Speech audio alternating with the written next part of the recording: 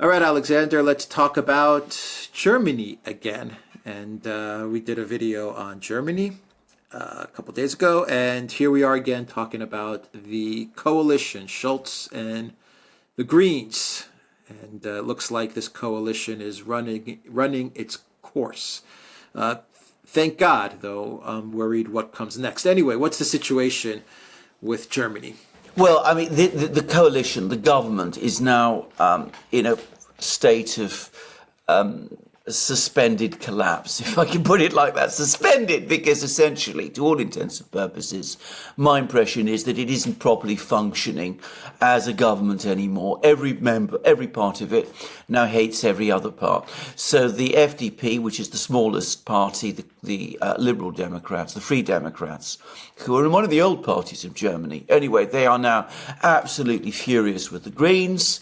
The Free Democrats did disastrously in the elections in Bavaria and in Hesse, and there's question marks about whether if there was a Bundestag election, they would even manage to get back into the Bundestag. They might even fall below the 5% limit. So they're now furious with the Greens. They're saying that the Greens are leading Germany to disaster, that they've overreached. They're saying things that we were saying almost right from the outset about this coalition, that the Greens are basically running the coalition. They've leveraged themselves into a position where they're basically dictating the agenda.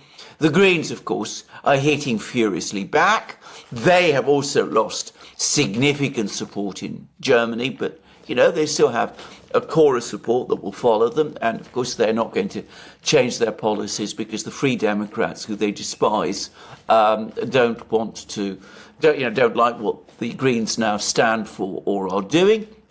Chancellor Scholz, floats over all of this like a teddy bear that's three-quarters asleep and really has no plan about what to do. And, of course, the Social Democrats, which is the ruling party, supposedly, except that they're not. Anyway, they're now irretrievably split, or so as far as I can see. There's recriminations and anger within the SPD, even as that party also is collapsing and fading away. And we're now having opinion polls which shows that rather unusually, the German public now wants this coalition to go, and they actually want new elections. Now, the second is rare.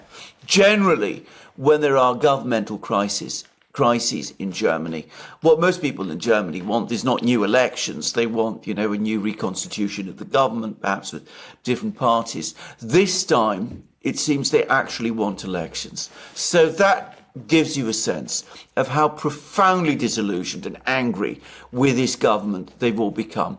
But saying all of this doesn't mean that the collapse is going to happen tomorrow, because all three of these parties, the Social Democrats, the FDP and the Greens, know perfectly well that if there was an election tomorrow, they would all face wipeout, or at least wipeout in the case of the FDP, collapse in the case of the Social Democrats, who risk becoming a marginal party.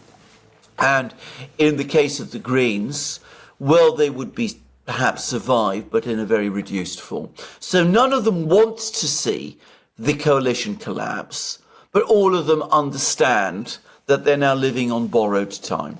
And what that is doing is that it's making the one party within the coalition that retains some degree of coherence and some degree of discipline, which is the Greens, more aggressive still in pursuing their agenda, because they want to do as much as they possibly can and lock Germany into as much of their agenda as they can before it all comes crashing down.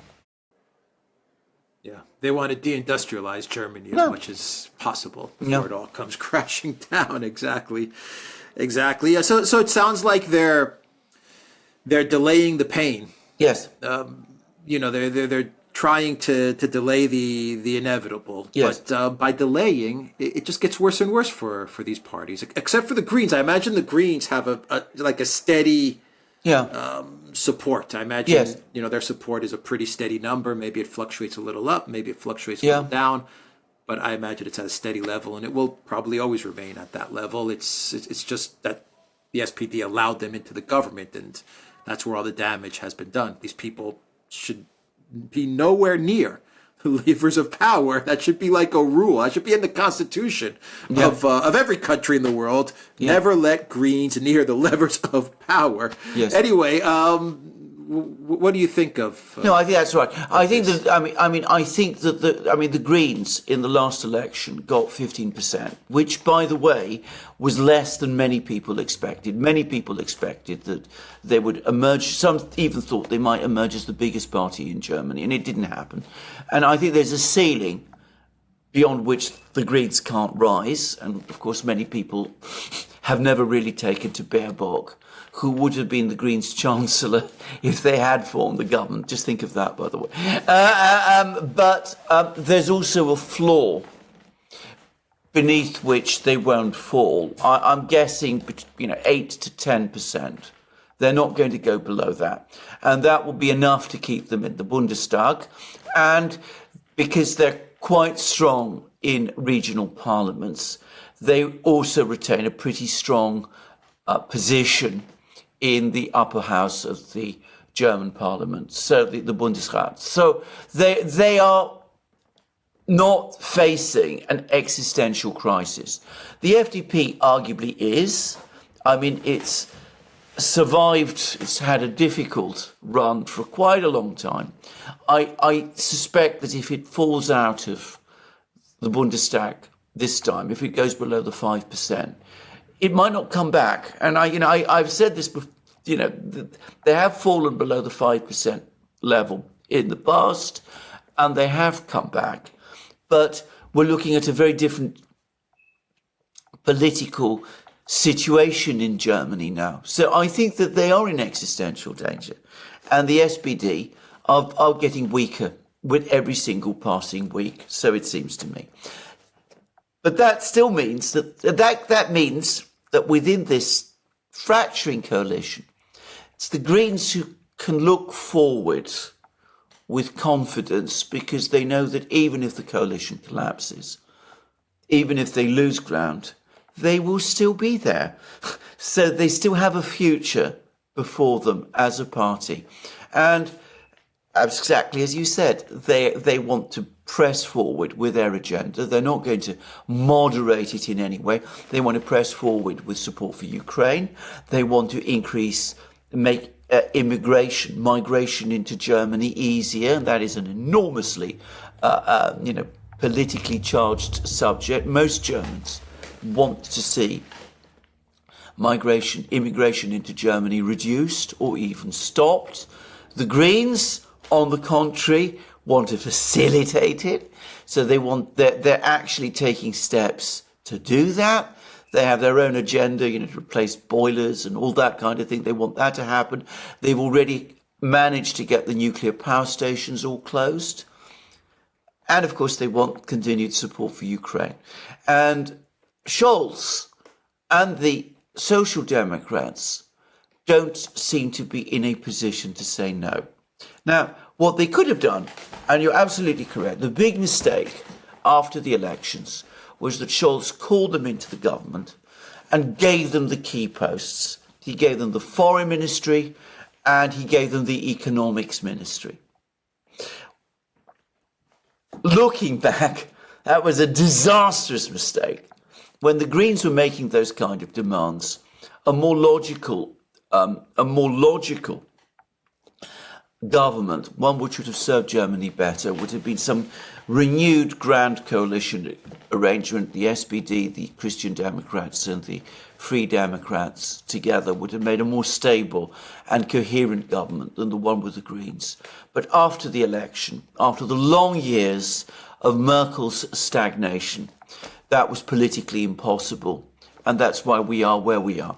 A leader with political strength and political stature, somebody like Helmut Schmidt or Willy Brandt, or Gerhard Schröder, who'd led the Social Democrats in the past, would never have allowed the Greens to run away with things.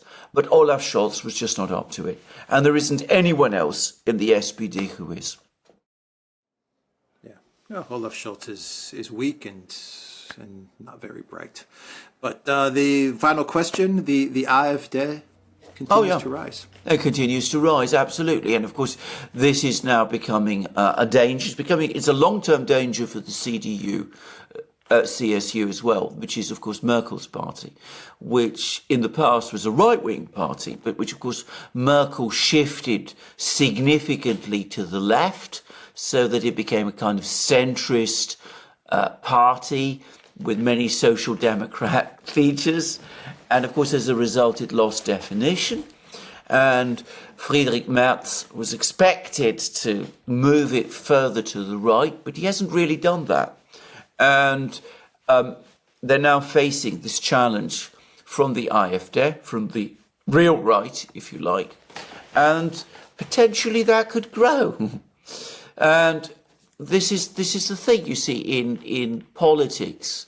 Going back to that famous expression, which arises, by the way, from an event in Byzantine history. In the kingdom of the blind, the politically blind, the one-eyed man is king. In the coalition, the one party that has retained focus, which is the Greens, are capitalizing on events. They're able to promote their agenda even more aggressively because their coalition partners are so weak. And in German politics overall, you see that the AfD is rising. It's got problems, but there are within it people who have a clear vision. Might not always be a vision one is comfortable with or agree with, but it's a vision, and it's one that is going to attract more and more people in Germany. Unless, of course, the moves to ban the party begin to take hold, and that isn't impossible either. That's not going to be good either for Germany. No, that's a disaster. Cause a lot of problems. It's a disaster for Germany. Yeah. All right. We will leave it there. TheDuran.locals.com. We are on Rumble, ODYSEE, BitChute, Telegram, Twitter, X, and Rockfin. And go to the Duran shop. 20% off. Use the code TheDuran20. Take care.